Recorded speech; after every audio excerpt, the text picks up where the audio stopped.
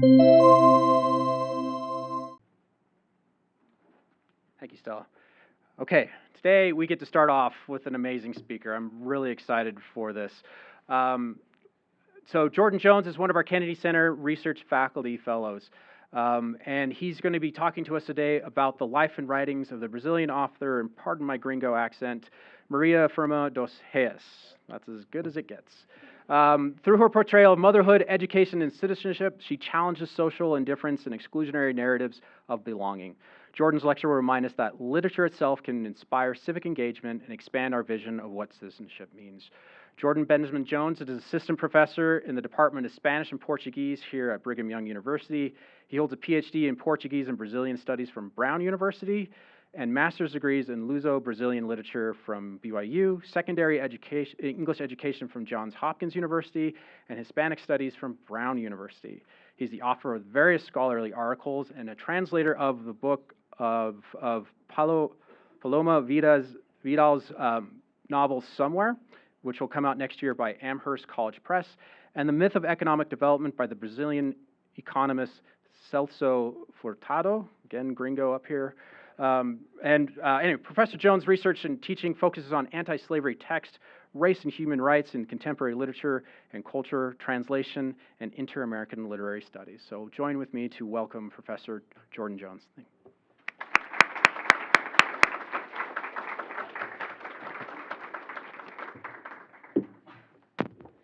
Thank you, Scott, for that generous introduction. Thank you all for coming. I want to thank the Kennedy Center and all the support staff who are making this possible.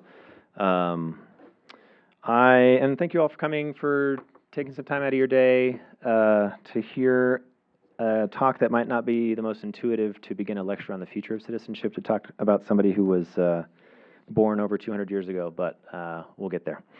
So I also want to thank the College of Humanities, Latin American Studies, and Global Women's Studies and Africana Studies programs, and Women's Research Initiative grant, the Department of Spanish Portuguese, and many, many others who've supported my research financially and otherwise. Okay, this fall, as you heard, the Kennedy Center Lecture Series carries the theme, The Future of Citizenship. And as I said, it might seem counterintuitive to start with someone who was born 200 years ago in a semi-remote area of northeastern Brazil. But I believe that there are clear connections to notions of citizenship, as well as striking parallels between the founding and the mission of BYU and the life and works of Maria Firmina dos Reis.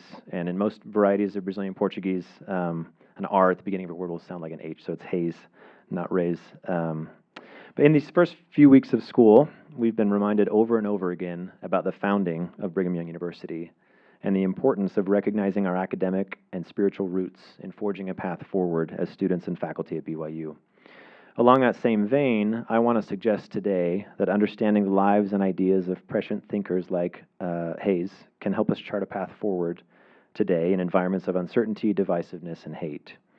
And as I'll get to later in my presentation, Reis is an interesting case because her influence faded for a long time, but has grown exponentially in the first half of the second century of BYU since 1975, when she was kind of reintroduced to the world.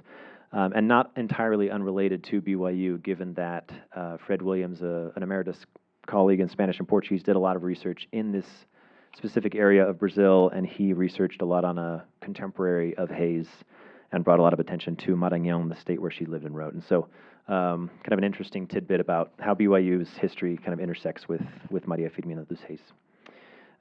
In 2003, the Brazilian government passed a law mandating the inclusion of Afro-Brazilian culture and history in the curriculum of elementary and secondary schools. This was an important change, especially given the fact that an estimated 4 to 5 million enslaved Africans entered Brazil during its first 4 centuries following its colonization, and the fact that 56% of Brazilians today identify as being Afro-Brazilian. This change has helped raise awareness about pioneering Afro-Brazilian figures, one of whom is Maria Firmina dos Reis, widely recognized as Brazil's first female novelist. The illegitimate daughter of a white father and a formerly enslaved Afro-Brazilian mother, Reis lived at a time in which citizenship rights were severely restricted, both legally and functionally. Slavery in Brazil was abolished only in 1888, when she was 63 years old, and Brazilian women gained the right to vote in 1932, just 12 years after U.S. American women gained that right.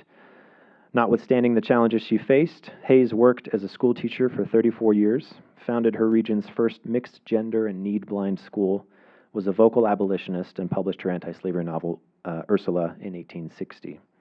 Hayes was an adoptive mother to at least 11 children, many of whose parents were enslaved, and she has been hailed as the mother of Afro-Brazilian literature. As my title suggests, I'm going to discuss various aspects of the life and works of Maria Firmina dos Reis, but I first want to provide a little bit of context that will help us understand how remarkable she was as an educator, writer, and abolitionist in Brazil. In yesterday's devotional, we heard lines from Phyllis Wheatley, an African-born woman who was enslaved and taken to North America, where she learned to write, and while still in captivity, penned inspiring poetry, some of which we heard yesterday. And I won't read it, but you can see these lines and her references to God and His majesty and His light. In a similar manner, Hayes represents a foundational figure in literature of the Americas, in that she's widely regarded, as I said, as the first female and first black female novelist in Brazil, and indeed one of the first black female novelists throughout the Americas. Publishing her anti-slavery novel Ursula within a year of Harriet E. Wilson's semi-autobiographical novel Our Nig, which came out in 1859, and a year before Harriet Jacobs' Incidents in the Life of a Slave Girl, which came out in 1861. And in the context of BYU's focus on beacons of light and gifts of light, especially this year, celebrating the 150th anniversary of its founding, I want to share these lines penned by Hayes. In thy strains, young poet, sing the great works that conclude themselves in God. From the orb of the sun, the melancholy moon, precious stars that shine in the heavens, sing the Lamb who groaned on the cross, infinite ray of resplendent light. Just as Christ is the light of the world, and we can be lesser lights pointing people to Him, I propose that Hayes and her influence is a shining light in Brazil and in the world, illuminating paths forward in difficult circumstances with no easy answers. She represents a model of forward-thinking and engaged citizenship. Working in a context in which women had dramatically fewer opportunities than they have now, Hayes succeeded in publishing a novel, a poetry collection, several short stories, musical compositions, and a plethora of poems and word puzzles. Her personal writings, while not published during her lifetime, also contain instructive material. My title references motherhood, education, and citizenship, and I'll talk about each of those, but I'll focus most of my attention today on the question of citizenship, given the theme of the Kennedy Center lecture. In doing so, I am unfortunately not going to give her novel, Ursula, the attention it deserves. I've addressed it elsewhere, and it is fantastic. Super recommend it. It was translated into English a few years ago, so you can find it on Amazon for those who are interested. If you speak Portuguese, read the original. Before I continue my presentation, I want to just pause and recognize the various student researchers who've helped me with research along the way. You can see their names on the screen, but thank you, Zana, Elizabeth, Josh, Andrea, Ethan, Katie, and Annika for your valuable contributions to this research. In 2023, with financial support from Latin American Studies, the College of Humanities, and a Women's Research Initiative grant, Zana, Elizabeth, Josh, Andrea, and I traveled to Maranhão to visit a number of archives holding materials related to Hayes and to retrace her steps in Guimarães. We met some wonderful people and were able to access documents related to Hayes that enhanced our understanding of her and of her contributions. Since then, Katie, Ethan, and Annika and I have worked to sift through the images that we collected in 2023 and to make sense of them. And it's very much an ongoing process, and I'm excited to see how things develop as we continue our research. Most students educated in the United States have likely encountered to one degree or another the autobiographical works of enslaved individuals or formerly enslaved individuals such as Frederick Douglass, Harriet Jacobs, Solomon Northup, and there are many, many others. In fact, there are hundreds of such autobiographical narratives that come from the United States or Canada in the 1800s. And in those texts, the authors advocate for abolition and for change and the perspectives on the humanity and dignity of black individuals in the Americas. In contrast to that number, hundreds in North America, there is just one known Spanish-language autobiography from the 19th century and just one extended narrative that addresses Brazilian slavery from an autobiographical perspective. And it was actually written in English because the author was captured in Africa, enslaved there, sold multiple times, then taken to Brazil, then was there for about 2 years. He went on a voyage to New York with his master, and he escaped there, learned English, later wrote his story, published it in 1854. But that's just to give you kind of a sense for the scarcity of autobiographical narratives about enslaved individuals. And the reasons for that striking contrast are complex.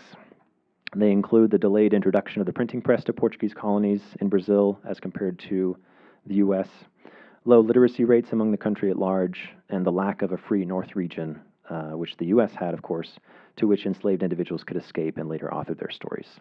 Slavery was legal in all of Brazil, and although some regions had much higher concentrations of enslaved populations, enslaved individuals could be found throughout the entirety of the nation until the late 1800s. It's also important to recognize, as I mentioned earlier, that roughly 400,000 enslaved individuals enter what is now known as the U.S. versus 4 to 5 million entering what is now known as Brazil. So 10 times. And obviously the calculations are a little rough because documentation's tricky. But so yeah, 4 to 5 million in that span of time from 1500 when the Portuguese first land on the shores of Bahia to 1888 when slavery is finally abolished. And that makes Brazil the last country in the Americas to abolish slavery, just after 2 years after Cuba in 1886. So against this backdrop of persistent and widespread slavery in Brazil, Hayes' contributions become all the more noteworthy.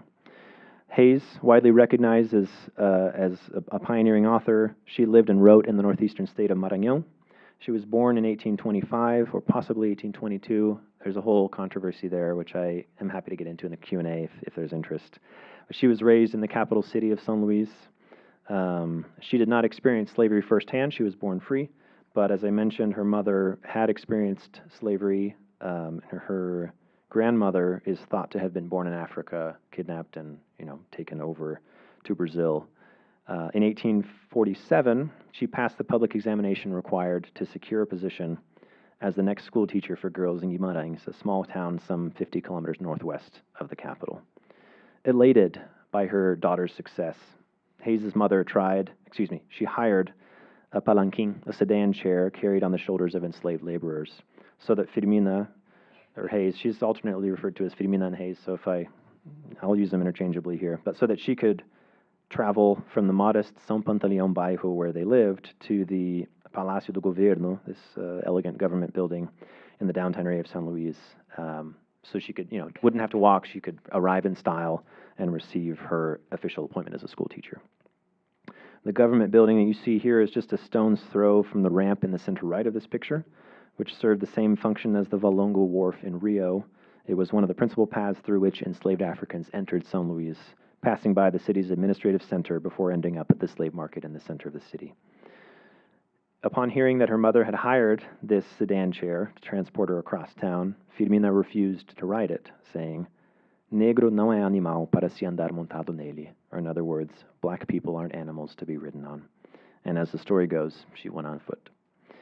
After that, she moved to Guimarães, where she would live for the next 70 years until her death in 1917. In addition to being a school teacher for well over 3 decades, it was in Guimarães that Hayes wrote her anti-slavery novel, Ursula. The title page says it's 1859, but it actually comes out in 1860, a couple months after planned. And she also writes a poetry collection entitled Cantos à beira-mar, or Songs by the Seaside. She penned, as I mentioned earlier, poems, short stories. She composed songs, word puzzles, riddles, you name it, she did it. And while most of her publications appeared between 1860 and 1887, she published as late as 1908 when she was in her 80s. Although Ursula was well received upon its publication in 1860, as I mentioned, her works eventually receded from view and were largely unknown outside of Maranhão. Here are the other works that she published. In 1973, writer and teacher José Nascimento Moraes Filho happened upon her name while engaged in archival research in São Luís for a different project. Became interested, started piecing together the fragments that he could find, and he eventually published, he traveled to Guimarães as well to interview former students and several of her adopted children, and he published his findings and many of her texts in this book, Maria Firmina Fragmentos de uma Vida, Fragments of a Life. He recognized that he had limited information, but said, here's what I've been able to find and piece together. Just before Moraes Filho's book was published, a facsimile copy of Ursula was published in 1975 based on the single known surviving copy of the original book. And there's a whole story there as to how she got rediscovered as well. But since that time, Hayes has gained increasing visibility in Brazil and elsewhere. I mentioned her novel was translated in 2022 into English.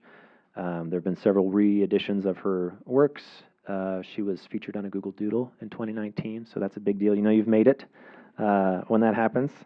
And as I mentioned, she's been called the mother of Brazilian literature. She's regularly cited as an inspiration for new and established writers, especially black women writers and poets, as you can imagine. Hayes' association with motherhood might seem a little contradictory, given that she never married and never gave birth to any children. But she did adopt those 11 children, many of whom were enslaved for part of their lives, and raised them and supported them. And motherhood is a recurring theme in her works. One of the best-known examples of this is an enslaved African woman named Susanna, who is a key character in her novel. In the novel, Susanna talks with a younger African-born man named Tulio, and she describes her childhood, marriage, and family in Africa in emotionally charged language. And you can see here on this slide, I've highlighted here the words that are very evocative emotionally, and on the next slide as well, she reflects on the institution of slavery, on how people can, it's horrible to think that people could treat other human beings that way. And she uses a lot of exclamation points, lots of dramatic language to drive home the point that slavery breaks up families and traumatizes generations. And so kind of coming back to my title, Abolishing Apathy, Hayes' works are very much focused on empathy, on getting the readers to feel the horrors of slavery. And tying back to the previous point about the scarcity of firsthand narratives about slavery, her novel, for those who read it, would have been one of the first, or perhaps the first account, even though it's fictional, of an African-born person experiencing slavery. And certainly, as I mentioned, her grandmother was very likely enslaved in Africa, and she lived with her grandmother for many years. So it's very feasible that she could have heard those stories and then incorporated them as she wrote this character. In another moment in the novel, a man explains, going back to the theme of motherhood, to his son that if one's wife is virtuous, our children grow blessed by heaven, because it is she that gives them their first education, their first ideas of morality. In some, it is she that shapes their hearts and puts them on the journey of life with a step marked by virtue. But if, on the contrary, an abandoned education makes her a woman without a soul, inconsequential, light-minded, stupid, or impertinent, then from the paradise of the ventures we have dreamed, we throw ourselves into an abyss of eternal discontent. So, highlighting the importance of a mother's role in educating children, even though you might not agree with all those sentiments. But in the interest of time, I'll move on. I'll just note that Hayes' poetry collection, Songs by the Seaside, is dedicated to her mother, who passed away 5 years before the collection was published. And she wrote in that dedication, "It is to thee that I owe the cultivation of my weak intelligence, to thee who awoke in my breast the love of literature, and that one day said to me, sing." These lines are a powerful testament to her mother's influence in her life. And there are many significant mother figures elsewhere in her writing, all of which underscores her emphasis on the importance of maternal influences in the education of rising generations. Hayes lived with both her mother and grandmother for many years, as I mentioned. She undoubtedly benefited from that close association with them. On the other hand, her father, a white, well-to-do man whose friend was originally Leonor, her mother's owner, he did not live with her. He is not listed on her birth certificate. Thus, we may argue that Hayes was primarily a product of women and of education. While the circulation of her works was certainly limited during her lifetime, much more so now, Hayes' legacy as a teacher echoed in Guimarães throughout the decades. A soft-spoken woman, Hayes was a teacher for many years, and she went against the grain of many teachers at the time in that she did not raise her voice or use corporal punishment. Rather, she persuaded. Near the end of her public school teaching career in 1880, she secured an improvised building a ways outside of town and opened her region's first mixed-gender school, in which she taught boys and girls together, something that simply wasn't done at the time. And she taught them regardless of financial ability. Those who could pay tuition paid it. Those who could not were still welcome. The school closed within a few years, and although Hayes opened it again some years later, it unfortunately did not last. Nevertheless, Hayes' legacy lived on for decades in Guimarães, including the practice of describing an intelligent and educated woman as a Maria Firmina, which continued into at least the 1970s, and the renaming of a public school in her honor in 1931. And here you can see a couple of statues. The one on the left was inaugurated in 2020 in Guimarães, in the square. In the background, you can see that yellow building. That was it used to be where she lived. That was her house. It's since been split into two buildings, but she would sit on her porch and recite poetry and kind of enter the public sphere in that way as well and put her literary creations into the world. On the right, you can see the statue inaugurated in 1975. You'll notice that the physical features are much less, they resemble much less what you would typically associate with an Afro-Brazilian person. And there's a whole discussion on that as well. But she is being increasingly recognized in monuments and in physical spaces as well throughout Maranhão. So the school was renamed after her in her honor in 1931. The next year, women in Brazil gained the right to vote, as I mentioned, just 15 years after Hayes' death. Sorry, too soon.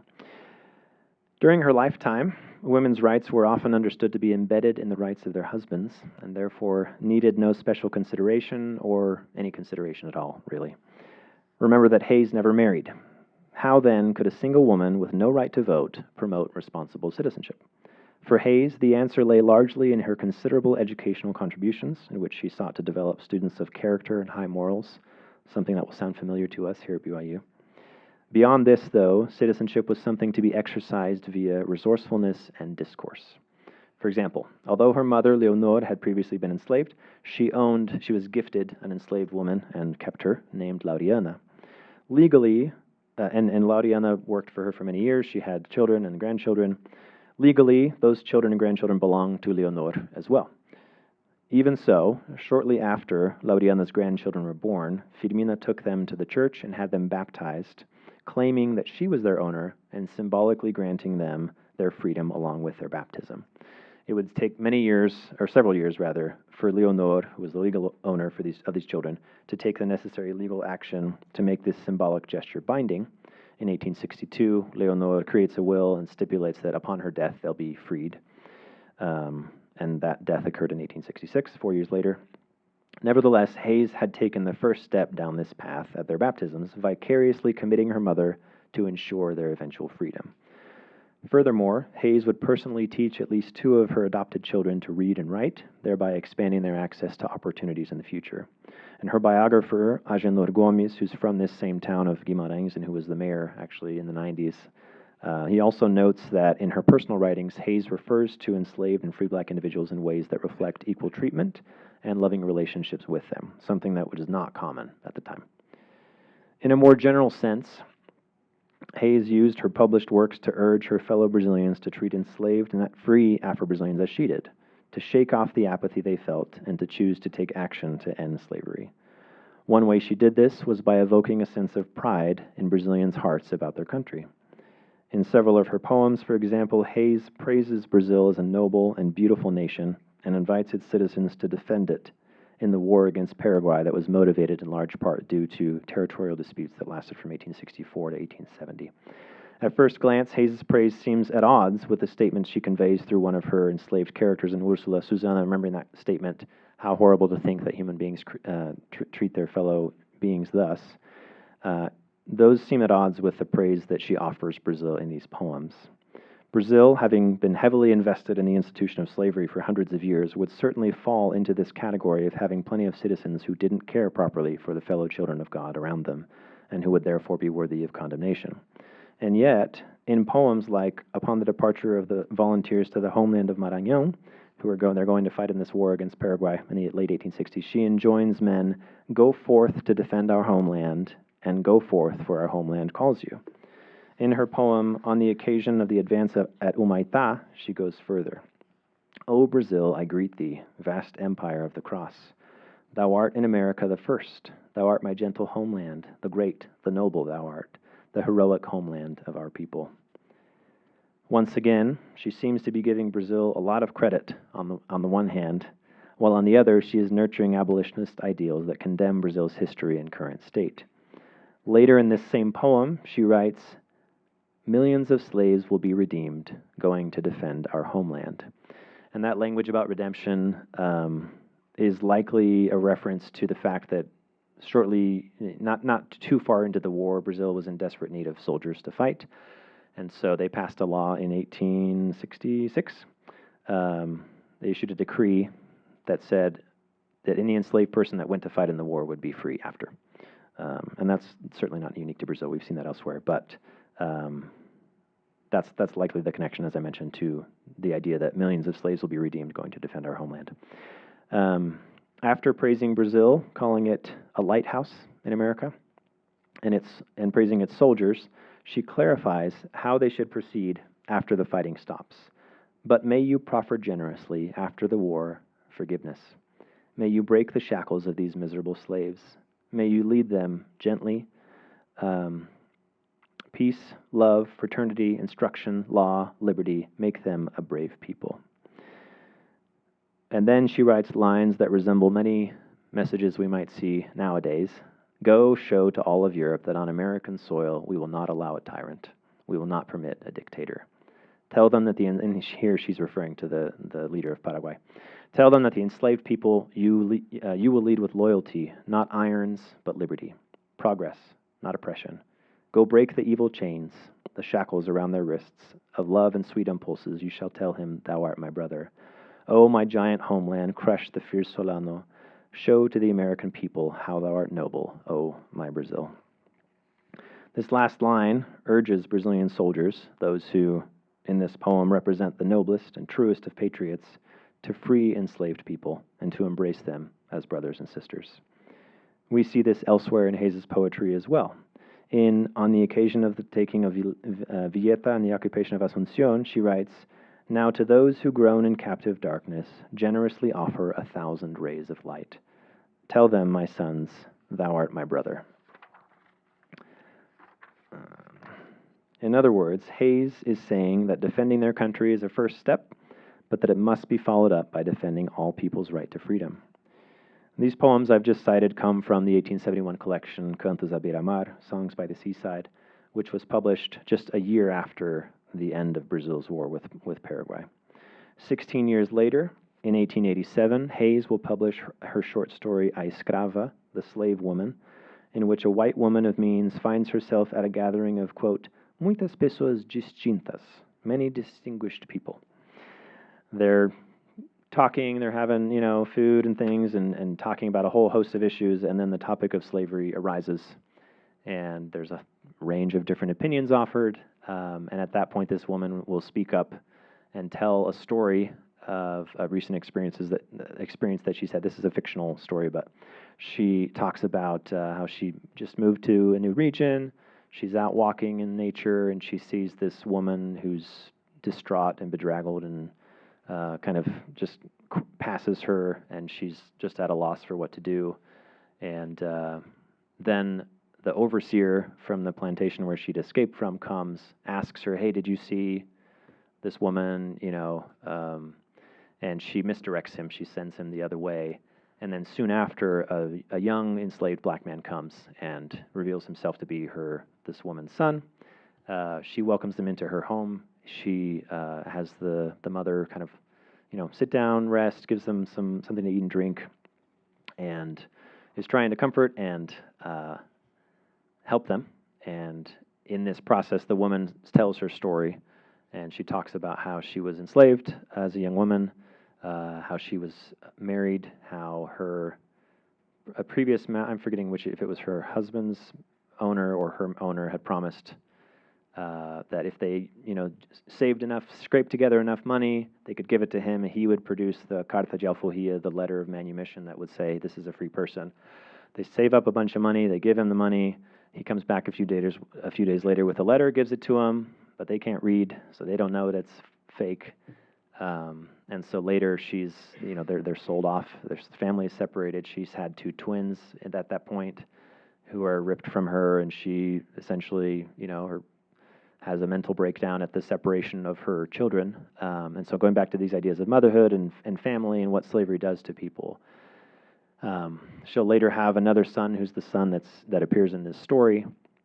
And all the time she is talking, she's, suffering, has this, kind of visceral reaction to recounting her story. And her son and the narrator are like, you don't need to share this. Like, if it's too hard, just, you can stop. And she insists, like, no, I have to tell the story. This is my story to tell. I need to be the one. So she gets to the end of the story, and in the end, she'll pass away after delivering her message, but not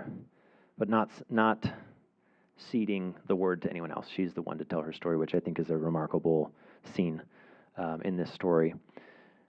So anyway, the next morning, the overseer and the owner come to collect their property, and she, in the meantime, has dispatched a letter to her friends in an abolitionist society in town, and they've gathered together enough money to buy this woman's freedom and her son. They don't know she's going to pass away, obviously. And they make use of this legal kind of loophole where if you pay enough money, you can free any slave regardless of whether their owner wants it or not. And so that's the end of the story, and very, very impassioned discourse by the narrator, who, certainly we could identify parallels between her and Maria Firmina dos Reis. But anyway, so this comes out in 1887, just a year before abolition occurs in Brazil. And in the course of talking to those around, these distinguished people at the party, she asks why the Son of God sacrificed himself, if not to rescue all mankind, and then affirms that slavery is an affront to the Savior's sacrifice and a blight on society. Don't you see the vulture that eats away at it constantly? At society. Don't you feel the demoralization that it animates, the canker that destroys it?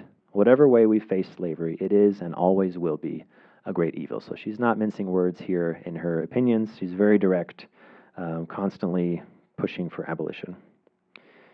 The implications of the story are clear. If they really embraced right over wrong, no true Christians, nor any true Brazilians, would tolerate slavery. Year after the story comes out on May 13th, the abolition comes, and to commemorate that event, Hayes will compose her Hymn to the Liberty of the Slaves, in which she praises Brazil once more. Hail, country of progress. Hail, hail God and equality. Hail, hail the sun that shone today, disseminating freedom. Finally, the chain is broken of nefarious slavery. Those you once oppressed, today will be your brothers. And I apologize that my translation does not rhyme, but her lines do rhyme, and they're great. But this is just kind of the gist of what she's saying. This poem, though, as you can see, it fuses freedom, citizenship, and Brazil's future, celebrating the long-awaited day in which Brazil leaves slavery behind and can finally move forward as the country that not long after would adopt as its motto, order and progress. The last line of the song, today will be your brothers, clearly echoes her poems from 17 years earlier in the poetry collection that she published, in which she talks about a future fraternity and writes, "You shall tell him, thou art my brother." You can see the very clear parallels between those texts. Now, however, the day has finally come, and she can refer to it as hoje, today. In short, her campaign and the efforts of countless others, both free and enslaved over centuries, to abolish apathy has finally resulted in measurable progress. Of course, abolition does not put an end to racial prejudice or to the structural challenges Afro-Brazilians and others will continue to face, but it is a monumental step forward, and Brazil is becoming luzeiro, a lighthouse, in terms of morality, citizenship, and access.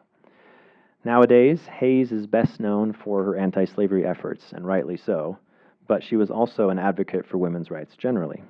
To illustrate this, I'll end by presenting lines from her preface to Ursula, her novel, which she published, as you can see here, under the pseudonym Uma Maranhense, a woman from Maranhão. And there's discussion about whether she did that to protect herself or what the rationale was. But in the preface, she claims that this book is a meager offering because it comes from a Brazilian woman of a humble education and without the skill and the conversation of educated men. It's unclear whether she was being sincere or ironic when she says that in this deferential statement, but what I find more compelling are the lines that follow, in which she explains why, if her writing is less polished than those of the educated men, and I would contend that it's not, but if it is, why would she move ahead with publishing this book? In response to that question, she explains that it is to give support to the author of this book, sorry, the typo there, so that this protection may further cultivate her ingenuity, and she may come to produce something better, or at least that this text may serve as an incentive to other women who, with more brilliant imaginations, with better educations, with more wide and liberal instruction, who may be more timid than I. By publishing a novel, even though it may have had in her mind defects, Hayes was forging a trail for others to follow. And although the demographics of writers in Brazil today still do not reflect the general population of Brazil in terms of gender and racial identity, the shift toward more expansive author profiles is undeniable. In this presentation, I've tried to communicate how Hayes' literary work and her everyday works overlap. Her fiction includes a strong pedagogical bent that lends itself to exposing the horrors of slavery and to educating readers on the importance of opposing it, but also the importance of educating children in the right way. Furthermore, her depictions of motherhood are such that they center and emphasize the importance of mothers in the education of children who will be opposed to slavery and who will mitigate and diminish racial prejudice. I began by referring to BYU's emphasis on beacons of light and gifts of light in celebrating its 150th anniversary. Though there's some debate, as I mentioned, about Hayes' actual birth year, the date that I find most likely is that of 1825, meaning this year marks the 200th anniversary of her birth. A mixed-race woman born into difficult circumstances, Maria Firmina dos Reis became a teacher, an abolitionist, and the so-called mother of Afro-Brazilian literature. She instilled in her students and in her readers the importance of motherhood, of education, and of citizenship in 19th and 20th century Brazil in ways that, although perhaps forgotten for a time, have resurfaced and resonate strongly in the 21st century. In her own finite way, Hayes' life and works mirror those of Christ, the infinite ray of resplendent light, using that line that I quoted from her earlier. Christ, who is, of course, the ultimate model for citizenship, empathy, and service, both now and in the future. Thank you.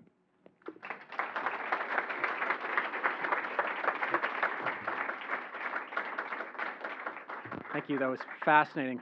Okay, we have 2 microphones in the back, so we'll go for about another 10, 12 minutes. If you have questions, just raise your hand, and we'll pass the microphone. Please speak into the microphone because we're recording this, so we can have your question recorded online as well.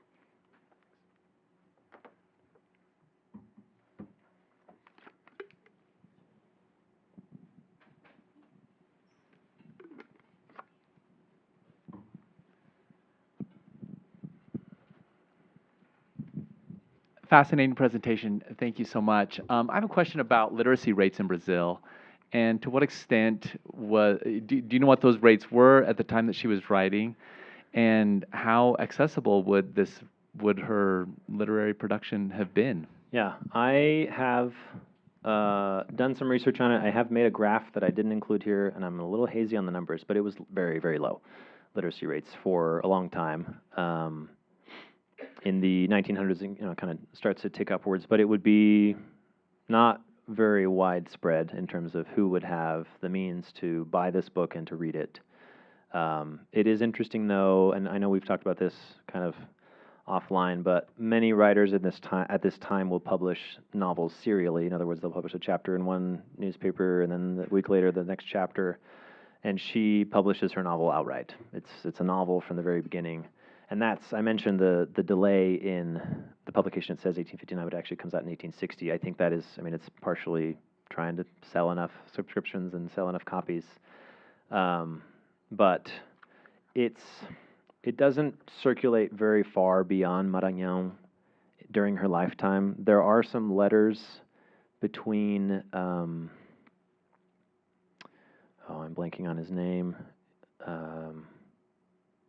the author who writes about the Pica-Pau and the Monteiro Lobato and Graça Aranha in São Paulo, talking about her book and the influence it had on them.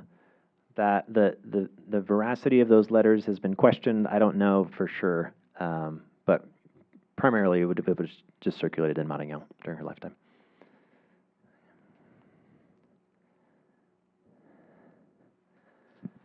Can you say a little more about what sort of recognition, if any, she had during her lifetime as a writer and as an abolitionist thinker? Sure. Yes. Thank you for the question. She had a positive reception of the novel. There were several, columns in newspapers saying, "Oh, this is a great thing. Maybe this novel isn't perfect, but it's a good step forward, and we hope she inspires other women to write." She was later invited to be a regular contributor in some literary journals. She was included in a compilation of here are representative poems from this area, from this point in time, and so there is recognition. It's not long-lived or super, super widespread beyond that region where she lived. And oftentimes, I mean, nowadays we think of Sao Paulo and Rio as like, these are the literary and cultural centers of Brazil. She lived in Maranhão up in the Northeast, so it's no wonder she never, circulated more widely. But at the time, actually, São Luís was, and Maranhão, it had a very robust literary scene. And a lot of the famous Brazilian writers that we think of as Brazilian writers are actually from Maranhão. So limited. I've talked about her work before as kind of being like a delayed release novel, in that it circulates way more after her death and recovery. In 2022, she was the main person honored at the Festa Literária Internacional de Paraty, one of the big literary festivals in Brazil. So she's certainly gotten the recognition. Much more recognition now than she had during her lifetime.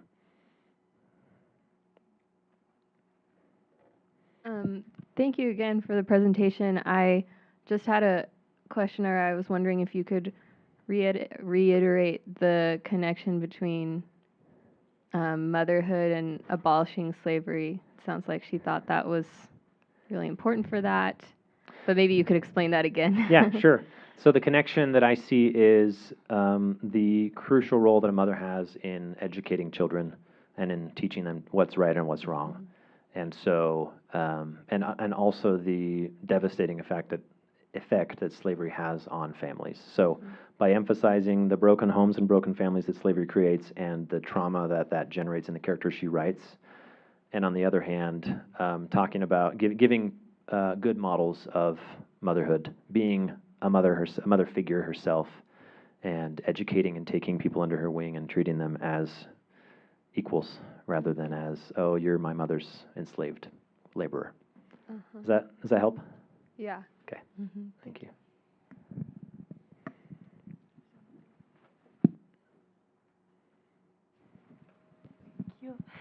Thank you so much. This was so interesting. I just had a quick question about what other work she has inspired, if you know of any people who learned from her, or we see a lot of her work in current poets and composers and things. Yeah, that's a great question. Thank you. Her work is not widely available in English. Her novel, as I mentioned, was translated recently, but I would say she's becoming increasingly recognized as a pioneering figure, but kind of references here and there rather than in-depth engagement with her work, precisely, I think, because it's not been translated fully and disseminated. And so there are plenty of Brazilian poets and authors that cite her as an inspiration, but in the U.S., I would be surprised if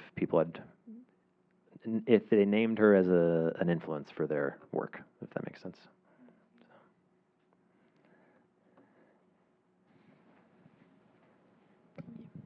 Thank you so much for this presentation. I just wanted to know if her other works are as politically minded as her novel and her other poems. Are most of her poems more nationalistic, or are they abolishment focused, or? Yeah, or what? great question. I would say that the examples I gave today are probably the more politically and abolitionist-minded poems. She has a short story about an encounter between a French sailor and an indigenous woman hundreds of years earlier, kind of going back to there's this founding myth of Brazil and the mixed. I mean, it's not the same, but kind of similar to the Pocahontas thing, and John Smith, and this mixture of like, oh, this is, the mixture of European and indigenous people creates what we now know as Brazil, and we're all this wonderful mixture. So she does engage with that. It's a tragic story, sorry to say, but it's published, and going back to kind of her reception during her lifetime, she publishes it for the first time in 1861. It's republished in 1863 and again in 1865, and it's called Gupeva. Gupeva is the name actually of her father.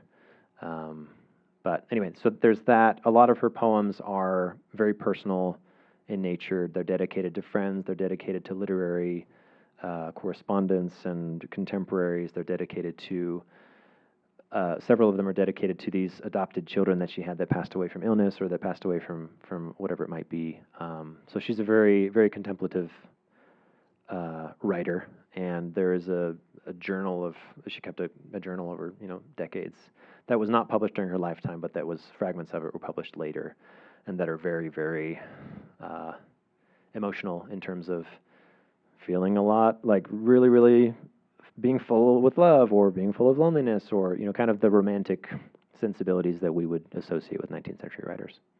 So. One more